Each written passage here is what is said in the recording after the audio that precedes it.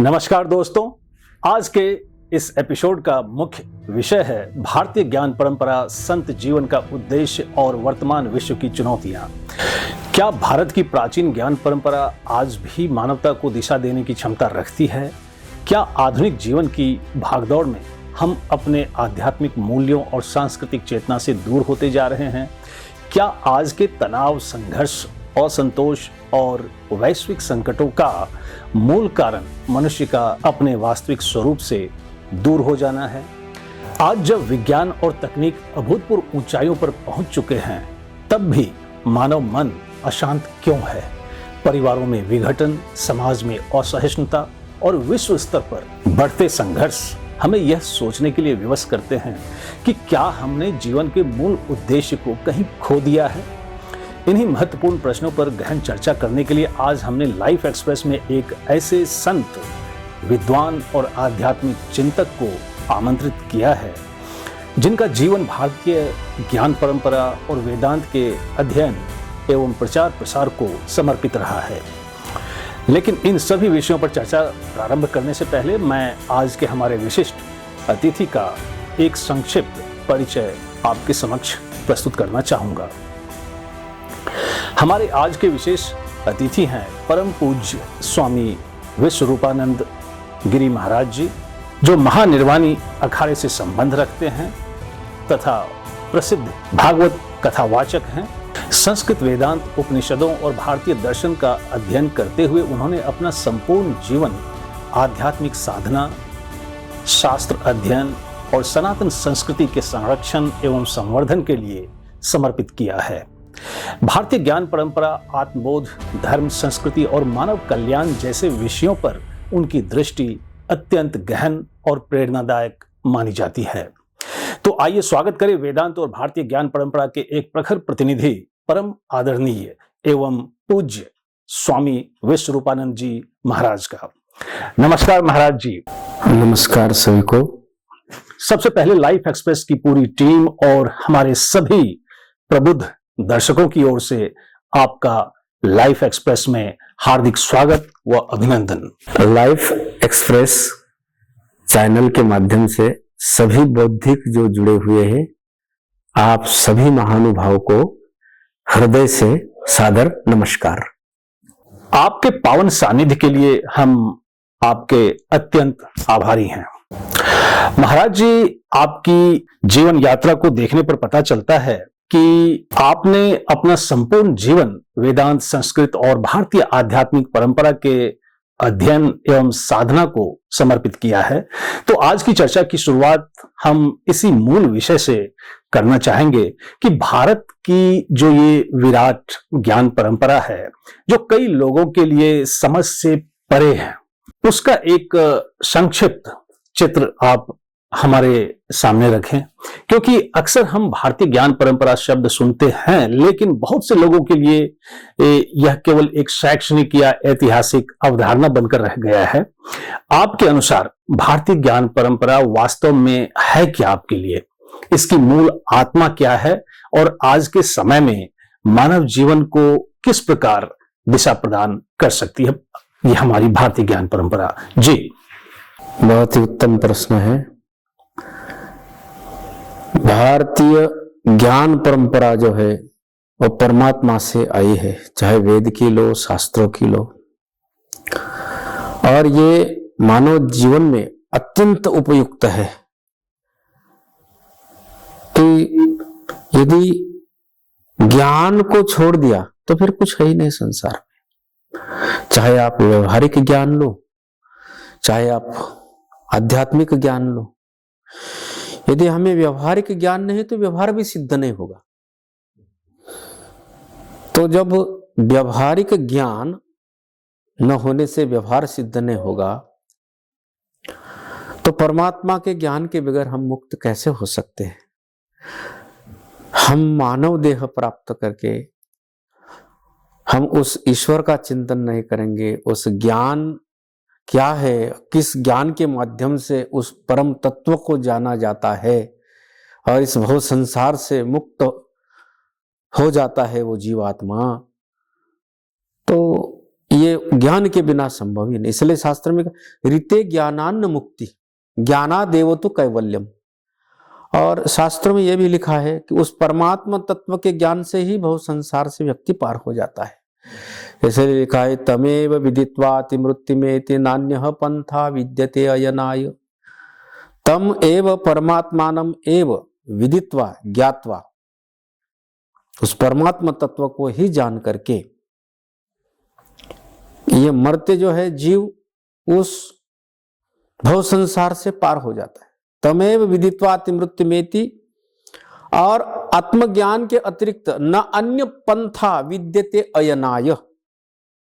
मोक्ष के लिए, उस परम तत्व को पाने के लिए, भव संसार से पार होने के लिए कोई अन्य मार्ग है ही नहीं है। इसलिए लिखा रीते ज्ञानान न मुक्ति ज्ञानादेव तु कैवल्यम। ज्ञान से ही मोक्ष है। ज्ञानी न मोक्षम वशमा नयंती, अनेक शास्त्रों की सम्मति है।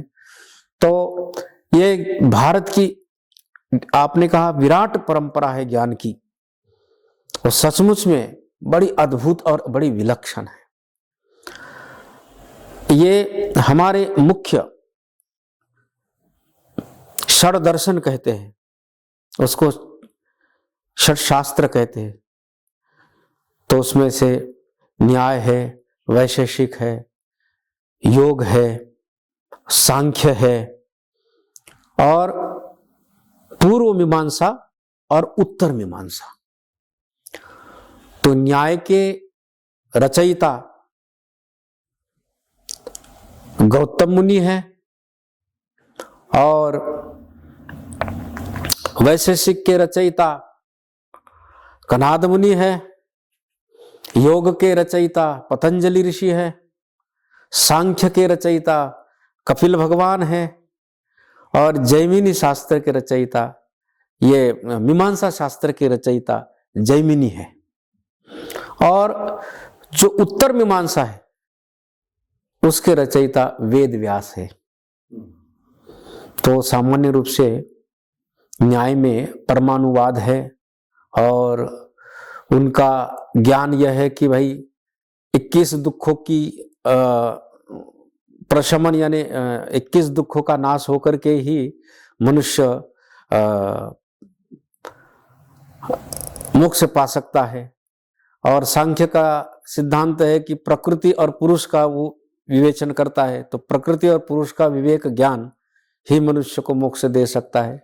सांख्य का और न्याय का लगभग मत है, वो भी ज्ञान अपने ज्ञान परंपरा से कहते हैं। उसमें वो सांख्य 3 प्रमाण मानता है, न्यायिक 4 प्रमाण मानता है, और उनके माध्यम से वो चर्चा करता है 16 पदार्थों की, उसके अलग अलग विलक्षण लक्षण बना करके, उसके पदकृत्य आदि, उसके सब, ये बहुत जटिल ज्ञान परंपरा है, पर गुरु के माध्यम से व्यक्ति आसानी से उसको समझ सकता है। और योग में तो अष्टांग योग है, यम नियम आसन प्राणायाम प्रत्याहार ध्यान धारणा समाधि, पतंजलि द्वारा विरचित बहुत सुंदर योग। तो योग का अर्थ है कि एक तो योगस चित्त वृत्ति निरोध, यहां से चित्त के सारी वृत्तियों का निरोध का नाम ही योग है। और फिर उसके साथ में मीमांसा, जो जिसको पूर्व मीमांसा कहते हैं, वो जैमिनी द्वारा विरचित, उसमें वेद, उसमें जो कर्म है, अनुष्ठान है, किस अनुष्ठान किस तरह से करना चाहिए, कौन सा कर्म, किस कर्म के लिए क्या कर्म, किस प्राप्ति के लिए क्या, किसकी प्राप्ति के लिए क्या कर्म करना चाहिए, ये सब कर्मकांड का विवेचन, अनुष्ठान आदियों का सबका वो पूर्व मीमांसा जैमिनी द्वारा विरचित शास्त्रों में है। उसके भी अनेक प्रक्रिया ग्रंथ बताए गए, न्याय के भी है, वैशेषिक के भी है, और सांख्य के भी है, फिर योग के भी है। उसके ऊपर बड़े बड़े ऋषियों ने टीकाएं लिखी। तो ये तो है ज्ञान परंपरा। और इसमें जैसे हम लगभग, परंतु वेदांत में इन सब का क्या किया है, सभी केवल साधना की दृष्टि से और आत्मज्ञान के सहायता की दृष्टि से योग का कम खंडन किया, कुछ कुछ अंश का खंडन किया। पर वेदांत शास्त्र ही है कि जो इस मानव को, वेदांत शास्त्र है कि इस मानव को, जो मानव देह प्राप्त हुआ है, तो इस जन्म मृत्यु के चक्कर से छुड़ा सकता है, परमात्मा तत्व की प्राप्ति करा सकता है। एक वेदांत ही शास्त्र है। तो इसलिए न्याय और वैशेषिक का भी खंडन किया वेदांत ने, सांख्य का भी, क्योंकि इनका मत यह है कि सांख्य प्रकृति और पुरुष, चलो पुरुष के रूप में वेदांती उसको आत्मा कहेगा, परंतु वो पुरुष कहेगा, और उसका मतलब यह है सांख्य का कि प्रकृति और पुरुष। तो जैसे वेदांती परमात्मा को कर्ता भी नहीं कहेंगे तो भोक्ता भी नहीं कहेंगे, कर्तृत्व भोक्तृत्व से रहित वो परमात्मा। पर सांख्य क्या कहेगा कि परमात्मा कर्ता तो नहीं है पर भोक्ता जरूर है, तो भोक्तृत्व का निषेध किया जाएगा वेदांत के द्वारा। और कर्ता कौन है? तो जड़ प्रकृति। क्या कहेगा कि प्रकृति जो है उस परमात्मा को भोग प्रदान करती है, परमात्मा कर्ता नहीं है, कर्ता प्रकृति है, परंतु प्रकृति ने बनाए हुए भोग को वो पुरुष भोगता है। ये सांख्य का मत है, तो इसका वेदांत खंडन करता है। तो परमात्मा कैसा है? कर्तृत्व भोक्तृत्व रहित है, वेदांत शास्त्र का मत है। और वेदांत शास्त्र मुख्य रूप से प्रस्थानत्रय माना जाता है कि जिसमें उपनिषद, गीता और ब्रह्मसूत्र, ये मुख्य वेदांत प्रस्थान त्रय माना गया।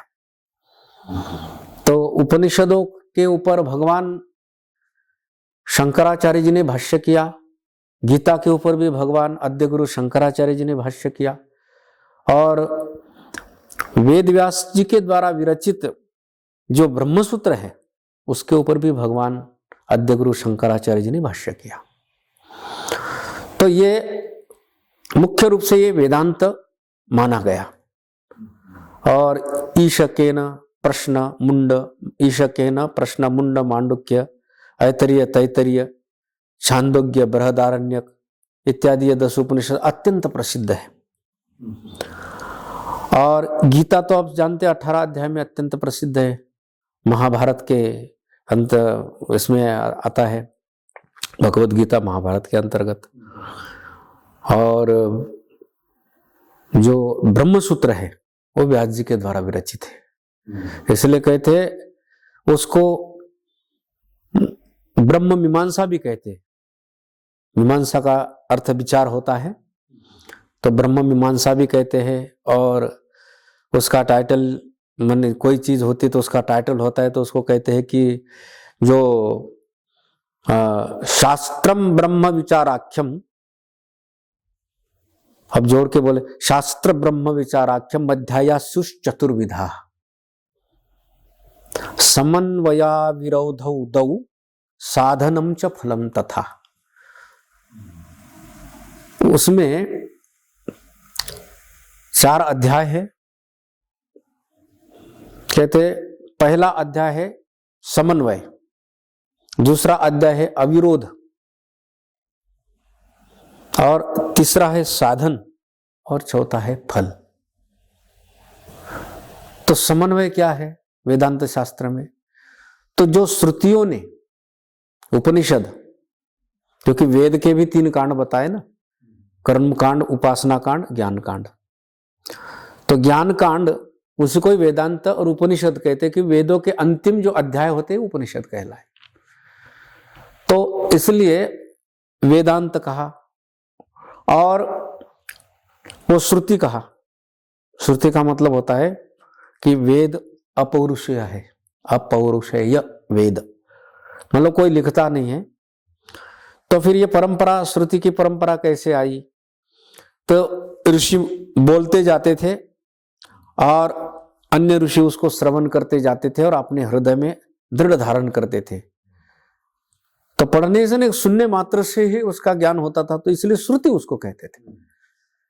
और सामान्य रूप से श्रुति श्रवण नहीं कहते हैं लोग, सुनना, श्रुति बने सुनना, सुना गया। तो ये ज्ञान, अद्भुत ज्ञान उपनिषदों में है, और वही जीवन के लिए अत्यंत उपयुक्त है। और ये ब्रह्म, ये श्रुतियों का जहां पर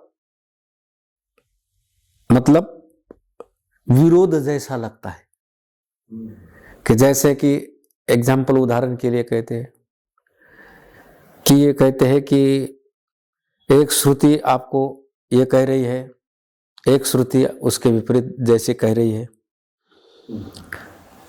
तो जैसे कि विरुद्ध बात नहीं होती है कि यन मनसा न मनुते मनसेवानुद्रष्टव्यम, तो मनसा एव अनुद्रष्टव्यम, परमात्मा तत्व को मन से ही जानना चाहिए। और एक श्रुति कहती है कि यन मनसा न मनुते, ये मन के द्वारा तो प्राप्त हो ही नहीं सकता, और एक कहती है कि मन के द्वारा ही उसको जानना चाहिए।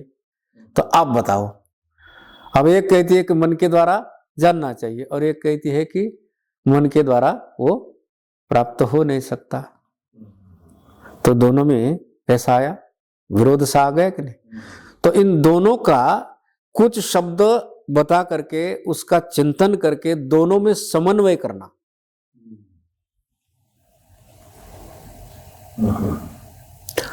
और अविरोध, जैसे ये जो विरोध आ रहा था तो कुछ शब्द देकर के दोनों का समन्वय करना। और साधन जो आत्म तत्व के लिए श्रवण मनन निधिध्यासन बताया कि भाई आत्मावारे द्रष्टव्य श्रोतव्य मंतव्य निधिध्यासितव्य, परमात्मा तत्व को कैसे जानना चाहिए, तो श्रवण करना उसका, मनन करना उसका, और फिर निधिध्यासन करना। श्रोतव्य श्रुति वाक्यभ्यो मंतव्यश्चोपपत्ति भी मत्वाच सततम ध्येय मेते दर्शन हेतव, श्रुतियों के माध्यम से उसका श्रवण करना चाहिए। श्रवण क्या है, इत्थम वाक्य तदर्थानुसंधानम श्रवणम भवेत, जो गुरुओं के मुखारविंद से तत्वमस्यादि वाक्यों के द्वारा श्रवण किया जाता है, तत्वमसि इत्यादि वाक्य ही तदर्थानु, अर्थ का अनुसंधान करना, फिर मनन, उसके बाद निधिध्यासन। तो ये ज्ञान का साधन बताया। तो श्रवण से क्या होता है, श्रवण से प्रमाणगत संशय दूर होता है। श्रवण करने का फल क्या है, जो हम आप्तवाक्यम प्रमाणम आप्तस्तु यथार्थ वक्ता, ये शब्द प्रमाण है। श्रुति शब्दों में पिरोए है तो प्रमाण है, तो श्रुति प्रमाण जब है तो आप्तवाक्य प्रमाण कहा गया, और आप्तवाक्य प्रमाण, और आप्तस्तु यथार्थ वक्ता, जो यथार्थ निरूपण करे श्रुतियों का, तरोड़ मरोड़ के नहीं, इधर उधर से नहीं, यथार्थ श्रवण करे, तो वो तो श्रवण करके फिर उसके अर्थ को ठीक ठीक समझ करके हमारा जो उस प्रमाण के विषय में संदेह था वो दूर हो जाता है। ये श्रवण का फल है, क्या, प्रमाणगत संशय को दूर होना। फिर उसके बाद आता है मनन। तो मनन क्या होता है, तो कहते हैं मनन उसी का चिंतन करना बार बार,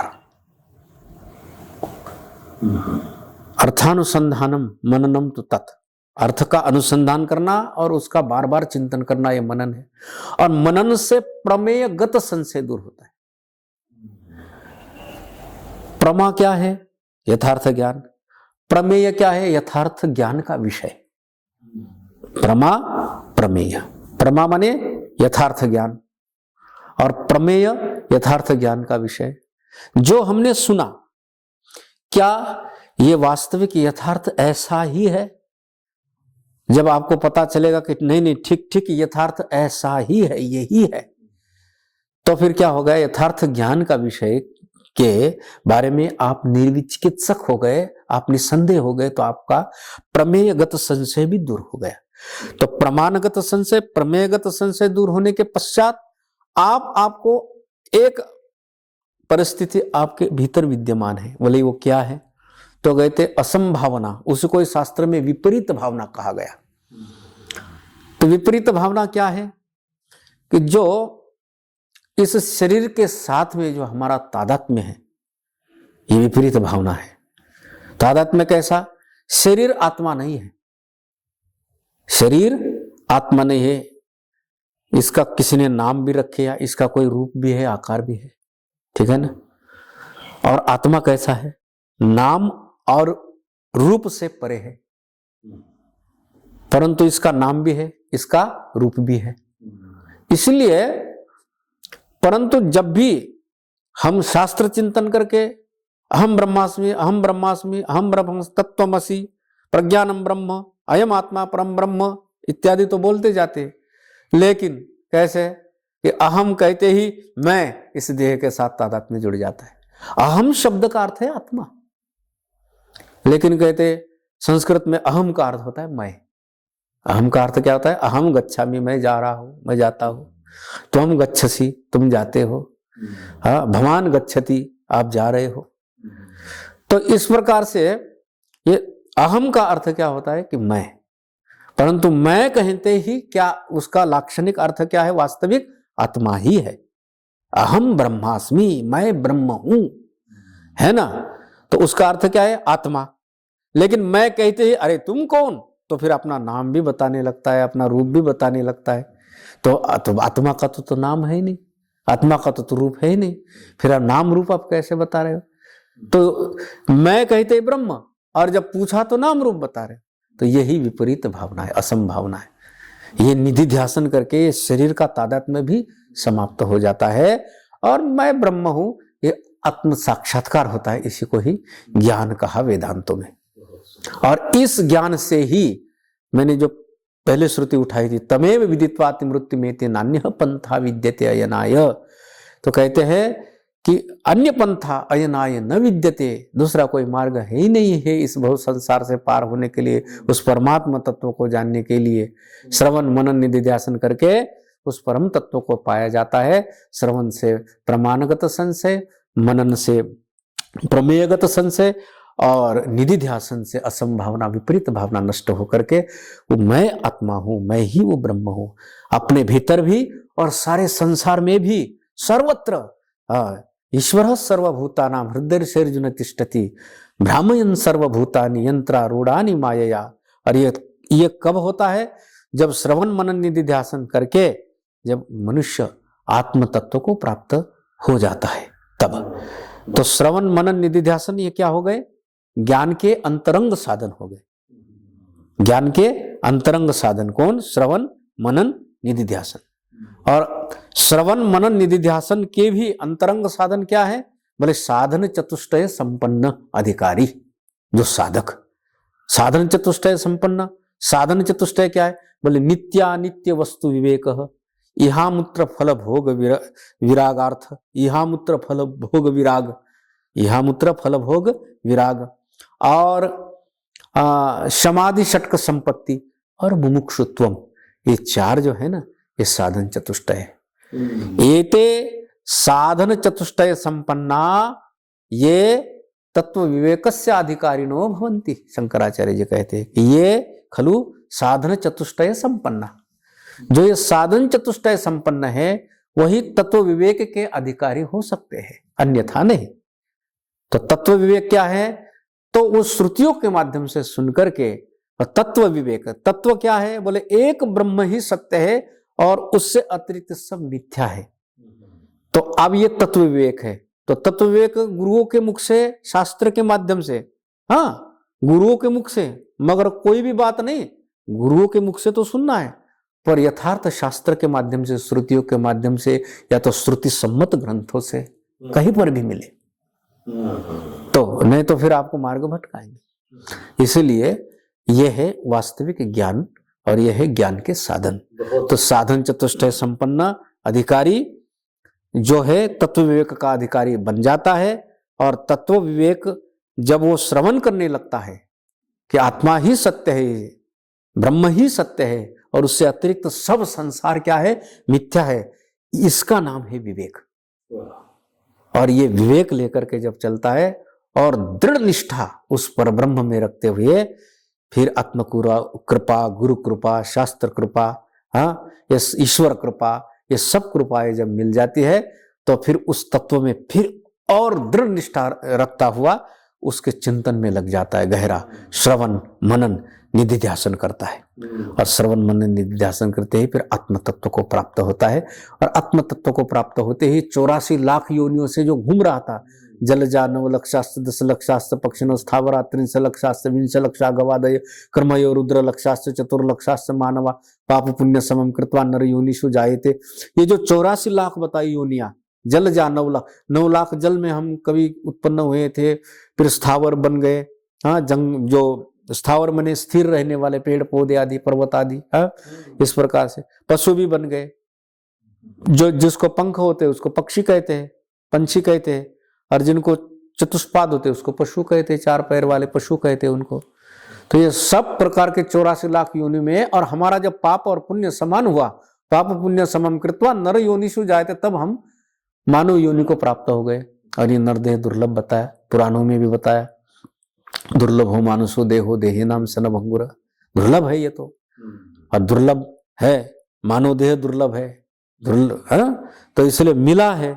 तो हमने इस प्रकार के तत्व का चिंतन करते हुए श्रवण मनन निधिध्यासन ज्ञान होता है अहम ब्रह्मास्मि। और ये भी शास्त्र में वृत्ति ज्ञान का, ब्रह्माकार वृत्ति ये कहा होती है जब हमारे वृत्ति अंतकरण वृत्ति है।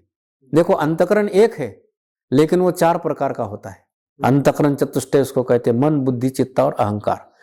तो जो संकल्प विकल्प करने वाला मन होता है, सोच विचार करने वाला जो चित्त होता है, और संकल्प विकल्प करने वाला मन होता है, और मन बुद्धि चित्त अहंकार जो भी हम कर्तृत्व का जो अपने ऊपर आधान करते हैं कि मैं किया, ये अहंकार का काम है।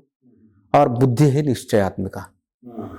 तो ये निश्चय होता है बुद्धि के द्वारा। जितने भी हमारे विकल्प है वो निश्चय होगा बुद्धि के माध्यम से। और जब हम बुद्धि के माध्यम से उस तत्व का निश्चय करते हैं, और जब बुद्धि ही हमारी, इसलिए लिखा है उपनिषदों में दृश्यते त्वग्रया बुद्ध्या, अग्रया बुद्ध्या तो दृश्यते। तो वो बुद्धि कैसी होनी चाहिए? सूरस्य धारा निशिता दुरत्यया दुर्गम तत्पयो दुर्गम पथस्तत् कवयो वदंती।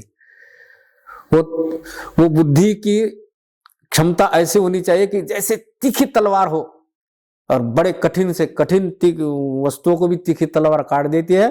तो संसार में सबसे कठिन यदि कोई वस्तु है तो वो अज्ञान है, और वो अज्ञान को काटने के लिए बड़ी तीखी तलवार होनी चाहिए। वो कौन है? बुद्धि ही तीखी तलवार है, और वही बुद्धि ही अज्ञान को समाप्त करती है। तब आपको निश्चय होता है कि मुझे ज्ञान हुआ है। बहुत सुंदर स्वामी जी। इससे पहले कि मैं अगले प्रश्न की ओर बढ़ूं, मन में कुछ जिज्ञासा है जानने की। जैसे आपके परिधान, क्यों आप लाल वस्त्र धारण करते हैं? क्या होती है आपकी दैनिक दिनचर्या? क्या होते हैं आपके जीवन के लक्ष्य? क्या हैं जीवन में सफलता के मापदंड एक संत के लिए? सामान्यतः लोग संतों को केवल धार्मिक व्यक्ति के रूप में देखते हैं, लेकिन शास्त्रों में संत जीवन को अनुशासन या आत्मानुशासन, त्याग और लोक मंगल का मार्ग बताया गया है। ऐसे में हम आपसे जानना चाहेंगे कि एक संत का जीवन सामान्य मनुष्य के जीवन से किस प्रकार भिन्न होता है।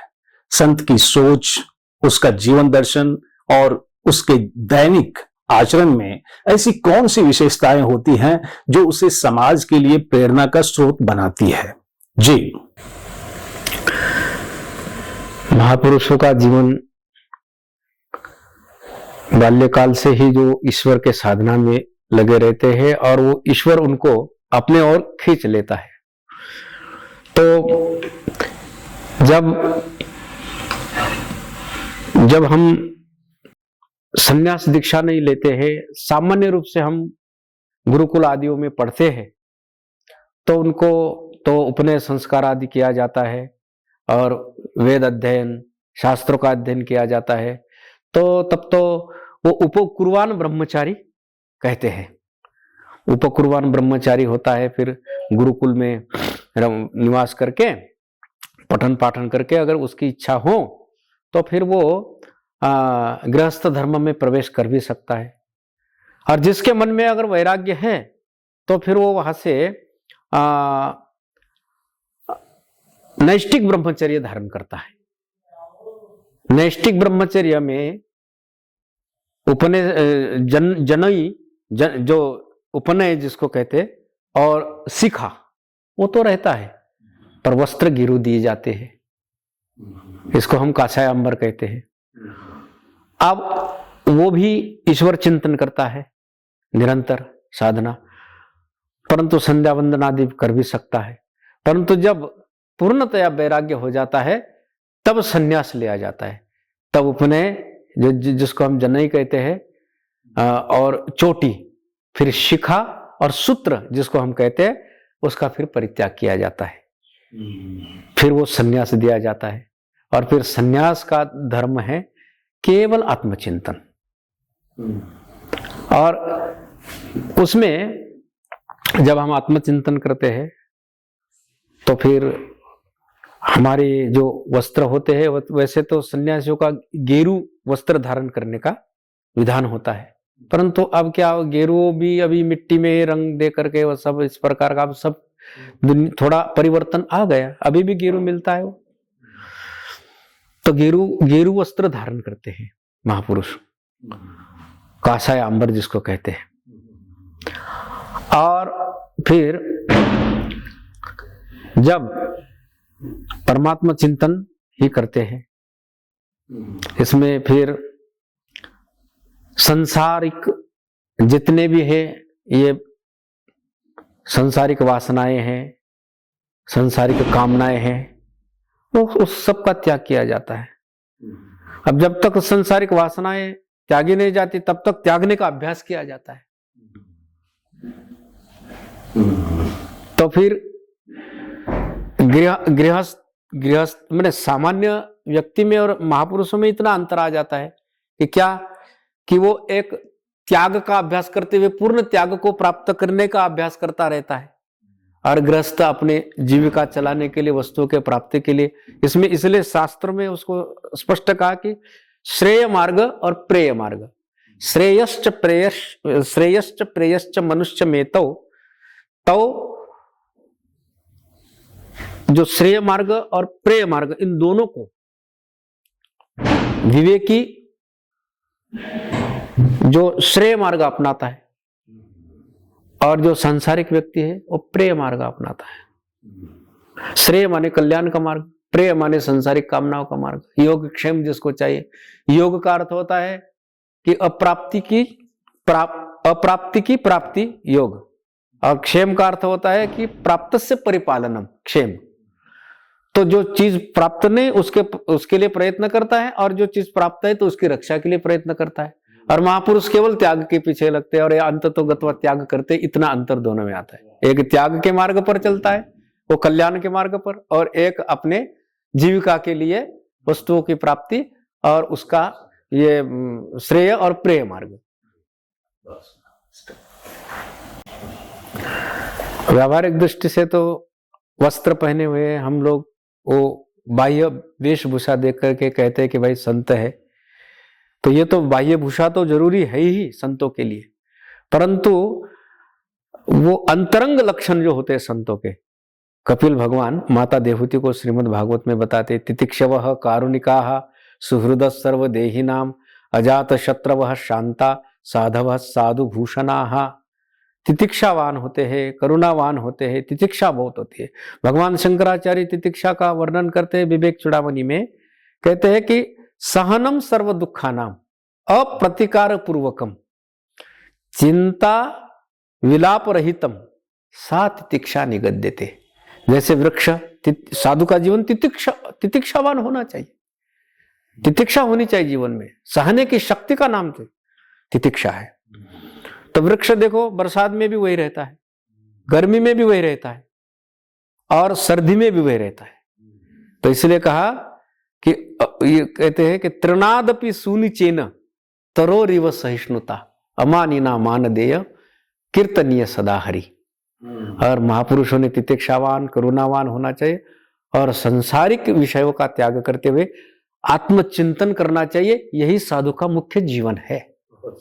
बहुत सुंदर विचार आपने साझा किया महाराज जी। लेकिन आज के समय में एक बड़ा प्रश्न यह भी है कि जीवन का अंतिम लक्ष्य क्या होना चाहिए। अधिकांश लोग धन, प्रतिष्ठा और भौतिक उपलब्धियों को ही सफलता मानते हैं, जबकि संत परंपरा कुछ और ही संदेश देती है। तो हम आपसे जानना चाहेंगे कि संत जीवन का वास्तविक उद्देश्य क्या है?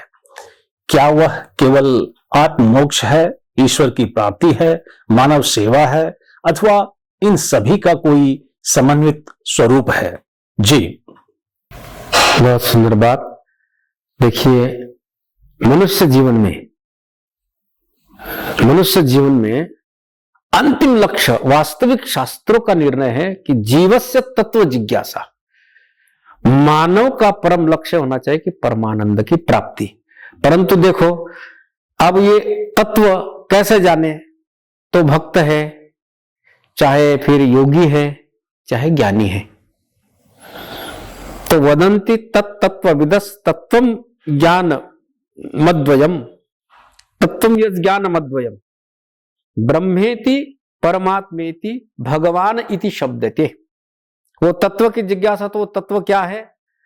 तो वो तत्व एकम सत विप्रा बहुधा वदंती, उसी तत्व को अनेक रूप से कहते हैं। जैसे कि भक्त है तो उसको भगवान कहता है, योगी है उसको परमात्मा कहता है, ज्ञानी है तो उसको ब्रह्म कहता है, आत्मा कहता है। उस तत्व की जिज्ञासा होनी चाहिए। और रही बात लोगों को धन, देखो धन कमाना और धन का संचय करना गलत बात नहीं है, पर कमाना न्यायार्जित कमाना और कमा करके संचय भी किया, उसमें आसक्त न होना। क्योंकि भगवान शंकराचार्य जी कहते हैं व्यक्ति क्या होता है, धन प्राप्त होने के बाद फिर क्या होता है, उसका ये मान करने लगता है। तो इसलिए भगवान शंकराचार्य कहते हैं मां कुरु जन धन यौवन गर्वम हरति निमेषात् कालः सर्वम। मां कुरु जन धन यौवन गर्वम, ये धन तो ठीक है, लेकिन केवल धन यहां के लिए है। और धन भोग का साधन नहीं है, धन केवल संसार की सुविधा का साधन है। कोई चीज नहीं है तो फिर आप कैसे लाओगे, उस धन से प्राप्त करोगे। तो अपनी शरीर यात्रा के लिए धन की तो जरूरत है ना। इसलिए भगवान शंकराचार्य जी ने ये भी कहा है कि देखो, वयसी गते कह काम विकार, शुष्के नीरे कह कासार, और क्षीणे वित्ते कह परिवार, ज्ञाते तत्वे कह संसार। और क्षीणे वित्ते कह परिवार, अगर आपका वित्त आपके पास से नष्ट हो गया तो आप परिवार का पालन पोषण कैसे करोगे? नहीं। इसलिए आपको धन की भी जरूरत है। धन कोई खराब चीज नहीं है, परंतु धन में आसक्त होना यह बहुत बड़ी खराब चीज है। उसकी आसक्ति ही आपको बंधन का कारण बनती है और निरासक्ति ही उससे आपको छुड़ा सकती है। तो धन भी चाहिए। तो धन के साथ न्यायार्जित धन कमाते हुए धर्म, हमारे शास्त्र की बड़ी परंपरा सुंदर है। धर्म, अर्थ, काम, यहां तक तो ठीक है, धर्म करना, और धर्म से अर्थ न्याय अर्जित, क्योंकि धर्म की शिक्षा लेकर के व्यक्ति अधर्म के रास्ते पर नहीं चलेगा। इसलिए न्याय से फिर धन प्राप्त करना, और धन किस लिए? फिर आवश्यक वस्तुओं की प्राप्ति के लिए, उसको कहते कामना शास्त्र में। काम मतलब को ये अलग चीज नहीं है। काम वासना, कामना का मतलब आपके इच्छा के अनुसार उस वस्तुओं की पूर्ति, उसका नाम काम। पर इतना तो कर लिया, फिर आप जो श्रेष्ठ जो चतुर्थ पुरुषार्थ चतुष्टय जिसको कहते हैं, धर्म अर्थ काम, तो 3 हो गए, लेकिन उत्तम और सबसे श्रेष्ठ जो पुरुषार्थ है वो है मोक्ष। उसको कभी नहीं भूलना चाहिए। इसलिए ये धन यहाँ के लिए, और वो धन मतलब भीतर का धन वहां के लिए। तो कैसे? कबीर जी ने कहा कि कबीरा वो धन संचिए जो आगे को होए। तो आगे का धन कौन सा है हमारे साथ में चलने वाला? यही हमारे संस्कार, हमारे आचार, हमारे विचार, हमारे शास्त्र चिंतन, उसके अनुसार वो ज्ञान वो हमारे साथ में आएगा, तो वो आगे को काम आएगा। तो इसलिए फिर ये धन की भी जरूरत है, परंतु मनुष्य को उस दोनों में विवेक करना चाहिए कि ये धन मैंने कमाया तो केवल यहाँ के लिए। कोई भी धन किसी भी आज तक व्यक्ति को मोक्ष नहीं दे सका। इसलिए नचिकेता ने यमराज से प्रश्न पूछा कि कह वित्तेन तर्पणीयो मनुष्य, आज तक संसारिक व्यक्ति धन के विषय में कोई संतुष्ट हुआ ऐसा बताओ। तो धन आपके पास केवल आपके संसार की सुविधा दे सकता है, कोई भी धन आपको मोक्ष नहीं दे सकता। इसलिए धन तो केवल जीवन उपयोगी है, इसलिए उसको जरूर संचय करना चाहिए, उसको कमाना भी चाहिए, परंतु ये नहीं भूलना चाहिए कि ये मुझे मोक्ष नहीं देगा। मोक्ष तो वो परमात्मा तत्व का ज्ञान पा करके आप मोक्ष हो सकता है। इसलिए जीवस्य तत्व जिज्ञासा, इसलिए मनुष्य का परम लक्ष्य है कि उस परमात्मा तत्व की प्राप्ति होनी चाहिए। हरिओम तत्सत। बहुत अच्छा, आपने धन के संचय को लेकर के आपने बहुत अच्छी बातें कही, और इससे मुझे एक और भी जो अपना भारत का एक जो मानव मूल्य है या जीवन मूल्य है वो भी मुझे थोड़ा जहन में याद आ रहा है कि हमारे यहाँ एक जीवन मूल्य है, उसे हम कहते हैं अपरिग्रह, यानी आवश्यकता से अधिक धन का संचय हम ना करें। तो जो आपने कहा वही भाव इसमें भी अपरिग्रह का भाव समाहित है। हाँ। महाराज जी, आज पूरा विश्व अनेक संकटों का सामना कर रही है। कहीं युद्ध है, कहीं सामाजिक तनाव, कहीं मानसिक अवसाद, तो कहीं पर्यावरणीय चुनौतियां। ऐसा प्रतीत होता है कि बाहरी विकास के बावजूद मनुष्य भीतर से अशांत और असुरक्षित होता जा रहा है।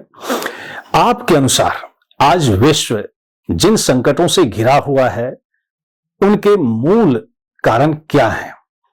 क्या यह केवल राजनीतिक और आर्थिक समस्याएं हैं या इसके पीछे कोई गहरा आध्यात्मिक कारण भी है? और वेदांत इन चुनौतियों के समाधान के लिए क्या मार्ग सुझाता है? जी, ये मन की ही दशा है। जितना जितना मन अशांत होता रहेगा उतनी उतनी कामनाएं बढ़ती रहेगी, इच्छाएं की प्राप्ति की इच्छाएं और उत्तर उत्तर बढ़ती रहेगी। लेकिन शास्त्र में लिखा है कि संतोष एवं पुरुषस्य परम निधानम। जो मनुष्य संतुष्ट है, आप शास्त्र की बात अगर हम करेंगे या सुनेंगे तो बहुत, जिसके मन में जिसके पास बहुत धन है, जिसके पास बहुत कुछ सब कुछ है और जिसके पास फूटी कौड़ी भी नहीं है, तो क्या जिसके पास धन है वो श्रेष्ठ है, जिसके पास धन नहीं है वो निकृष्ट है? सामान्य रूप से हम संसार में देखते कि भाई ये जिसके पास धन नहीं है उसको दरिद्र कहते हैं, जिसके पास धन है वो बहुत श्रीमंत कहते हैं। पर शास्त्र में इससे विपरीत कहा, जिसके हृदय में अनंत विषयों की वासना और वो बस वो वही चाहता रहता है और उसकी वासना की शांति होती नहीं, उत्तर उत्तर बढ़ती रहती, उसको दरिद्र का। कोवा, भगवान शंकराचार्य प्रश्न उत्तर मालिक, कोवा दरिद्रो ही विशाल तृष्णा, और संतुष्ट को यो समस्त तोष। जिसके भीतर कुछ नहीं चाहिए वो संतुष्ट है, अब एक फूटी कौड़ी ना होने से।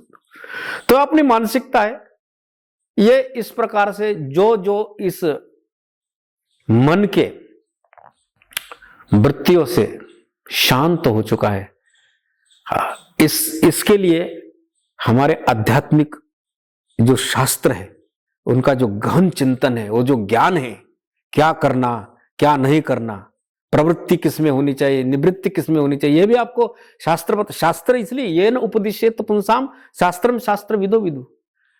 अब जिनको पता नहीं है हमें उस मार्ग में नहीं जाना चाहिए, परंतु अज्ञानवश होकर के हम उस मार्ग में चल रहे हैं, उन चीजों की प्राप्ति के पीछे लगे हैं।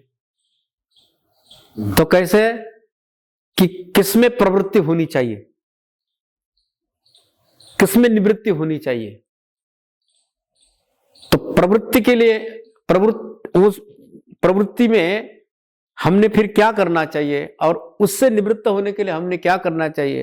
तो इसके लिए आपको शास्त्र सुनना जरूरी है।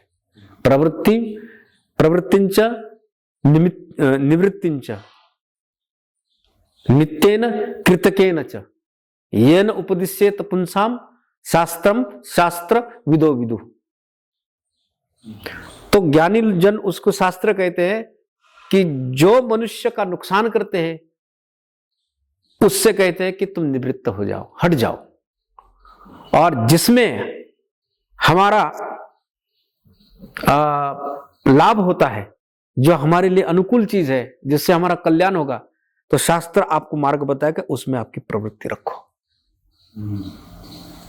तो ये प्रवृत्ति और निवृत्ति ये शास्त्र का ही माध्यम से आप जान सकते हैं।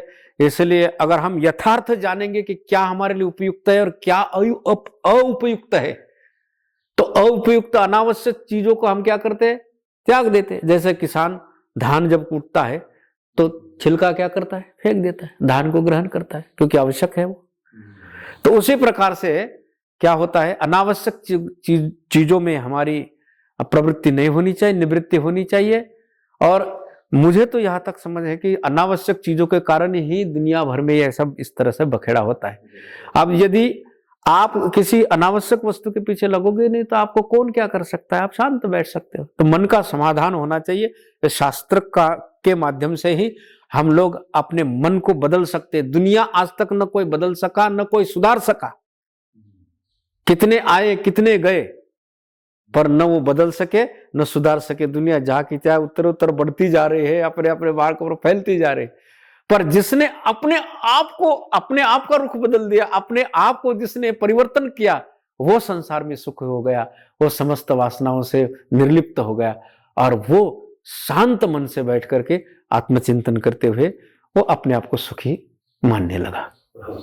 समय की मर्यादा को देखते हुए अब हम इस सत्र की समाप्ति की ओर बढ़ेंगे और आपके लिए अंतिम प्रश्न ये है, भारत आज विश्व की सबसे युवा आबादी वाले देशों में से एक है। आज का युवा आधुनिकता, तकनीक और प्रतिस्पर्धा के युग में जी रहा है। युवाओं के सामने असीम अवसर हैं, लेकिन साथ ही भ्रम, तनाव, प्रतिस्पर्धा और सांस्कृतिक विचलन जैसी चुनौतियां भी हैं। ऐसे में आप भारत और विश्व के युवाओं को क्या संदेश देना चाहेंगे ताकि वे आधुनिक जीवन में सफलता प्राप्त करते हुए अपनी संस्कृति, आध्यात्मिकता और मानवीय मूल्यों से जुड़े रहें? और अंत में हम आपसे समस्त मानवता के लिए अपना एक संक्षिप्त शांति संदेश भी प्राप्त करना चाहेंगे। तो आप एक समाज के लिए शांति संदेश दें। सबसे पहले तो जो अपने मार्ग पर चल रहे हैं, कि जिनको लगता है कि बहुत स्पर्धा है और अब हम कैसे आगे बढ़ पाएंगे, फिर ये क्या, ये सब चीजों मन का धैर्य है। अगर प्रतिकूल परिस्थिति में भी हमने धैर्य नहीं खोया तो हम मार्ग को चल सकते हैं, मार्ग को पार कर सकते हैं।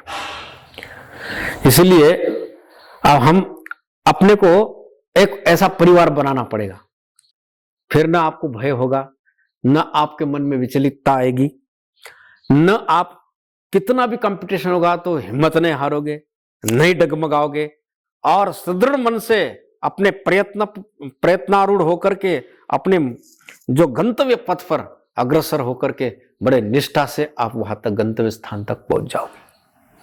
इसलिए सबसे पहले क्या होना चाहिए, हमारे जैसे घर में जो होते हैं तो हम परिवार जैसा रहता है, तो कहीं ये हमारे माता है, ये हमारे पिता है, ये हमारे ये है, तो भाई है, बहन है, देवी है, ये सब पुत्र है, ये चाचा, ये सब, ये परिवार जिस तरह से होता है, मित्र है, ये होता है। तो धैर्यवान व्यक्ति ने भी, योगियों ने भी एक अपना परिवार बनाया और अपने को इस संसार से कैसे भय मुक्त कर दिया अपने आप को, और जो विचलितता से रहित कर दिया अपने आप को।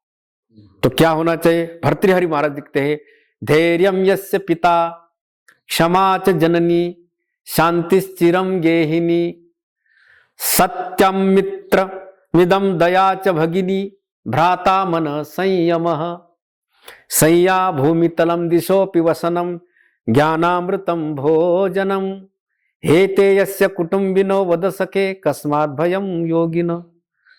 धैर्य क्या होना चाहिए, पिता, और धैर्यम यस्य पिता, और जननी कौन हो, क्षमा क्षमा च जननी, शांतिश्चिरम गेहिनी। और अपनी घरवाली कौन सी होनी चाहिए? चीर शांति। चीर का अर्थ होता है दीर्घकाल तक टिकने वाली शांति। जरा सा कुछ प्रतिकूल होगा तो शांति भंग, ऐसा नहीं, शांतिश्चिरम गेहिनी। और मित्र कौन होना चाहिए? सत्यम, सत्य को मित्र बनाओ, सत्यमित्रम। और बहन दया, दया च भगिनी। और भ्राता कौन? मन का संयम भाई बना लो, भ्राता मन संयम। और परिस्थिति के अनुसार कोई बहुत बढ़िया सोफा मिल गया, सो गए, कोई कुछ नहीं है तो क्या, भूमि पर लेट गए, शैया भूमि तलम। अब ये तो संसार में संभव नहीं कि दिशोपि, अब दिगंबर तो रह नहीं सकता संसार का पानी, कोई बात नहीं, नहीं महंगा तो साधारण वस्त्र लपेट के चलो, दिशोपि वसनम। परंतु भोजन कैसा होना चाहिए? ज्ञानामृतम भोजनम। बाकी दाल रोटी का भोजन तो रोज होता ही है, लेकिन ज्ञानामृत भोजन तो गुरु के मुख से, शास्त्र के माध्यम से ही जब हम श्रवण करते हैं तो आत्मा गदगद होती है, तो ज्ञानामृत भोजन पा लिया जाता है। तो इस प्रकार से जब आप अपने मन को बनाओगे ना, तो भारत का युवा कभी भी किसी भी परिस्थिति में विचलित नहीं हो सकता। धैर्य उसके साथ में है, शांति उसके साथ में है, मन का संयम उसके साथ में है। हर एक प्रतिकूल परिस्थिति में अपने गंतव्य पथ पर वो अरूढ़ रहता हुआ, और कोई भी अपने अंदर विकार न आने देता हुआ अपने मार्ग पर चलता हुआ गंतव्य स्थान पर पहुंचता है। तो फिर उसको विचलितता और क्या कहते हैं कंपटीशन, ये वो होने दो, जो भी होता है वो अपने मन को सुदृढ़ बनाता हुआ अपने जो क्या कहते हैं उसको प्राप्तव्य, जो गंतव्य है उसको प्राप्त करके वो सुख पाता है। हरिओम तत्सत। अति शोभनम महाराज जी, और मैं क्या कहूं, आपके हर शब्द आज की युवा पीढ़ी के लिए प्रेरणादायक है, और मुझे पूरी उम्मीद है कि आपके जो भी सुझाव आए हैं उस पर हमारी युवा पीढ़ी जरूर अमल भी करेंगे। और लाइफ एक्सप्रेस में आज आप हमसे जुड़े, उसके लिए आपका विशेष धन्यवाद, और मैं हृदय से आपके प्रति अपना आभार प्रकट करता हूं। और आध्यात्मिक क्षेत्र में आपके सराहनीय और उत्कृष्ट कार्यों के लिए लाइफ एक्सप्रेस की जूरी ने आपके लिए एक अवार्ड की घोषणा की है, और वो अवार्ड है life express icon of India award. और आपकी इस उपलब्धि पर मैं अपने समस्त दर्शकों की ओर से आपको ढेरों बधाई कहना चाहूंगा, और ईश्वर ने चाहा तो हम फिर से किसी एकेडमिक फोरम में पुनः मिलेंगे। Thank you for connecting with us today. Thank you so much. आज आप हमसे जुड़े उसके लिए बहुत बहुत धन्यवाद, बहुत बहुत धन्यवाद। Thank you.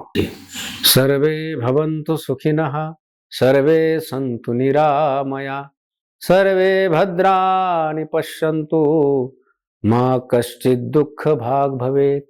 सभी देशवासियों को, सभी युवाओं को, माता बहनें, बुजुर्ग वृद्ध, सभी को हृदय से अनंत अनंत मंगल शुभकामनाएं, सबका कल्याण हो, यही परमात्मा के, गंगा मैया के, नर्मदा मैया के, ईश्वर के चरणों में प्रार्थना करते। हरि ओम तत्सत, हरि ओम तत्सत। LXP Icon of India Award is proudly presented to Swami Vishwarupanand Giri for his exemplary contributions to the field of spirituality on 27th June 2026.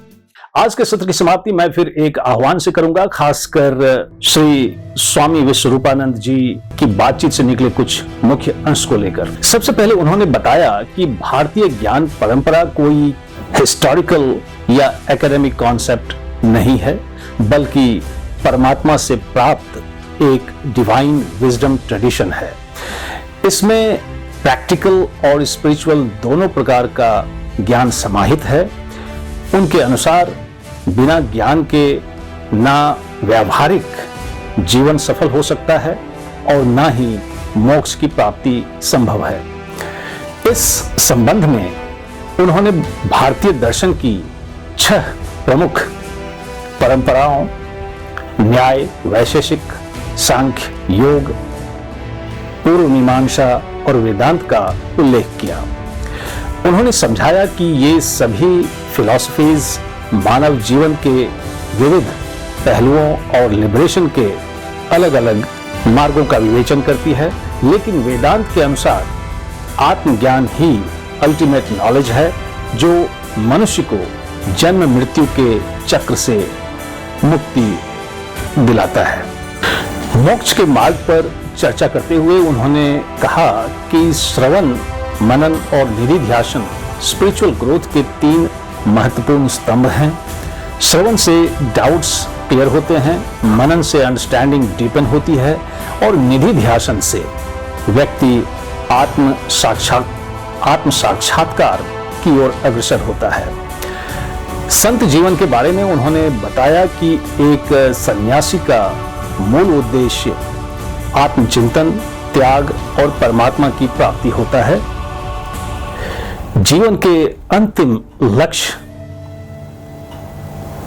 पर अपने विचार व्यक्त करते हुए उन्होंने कहा कि धन, पद और प्रतिष्ठा जीवन के आवश्यक अंग हो सकते हैं, लेकिन ह्यूमन लाइफ का अल्टीमेट पर्पस तत्व जिज्ञासा और परमात्मा की प्राप्ति होना चाहिए।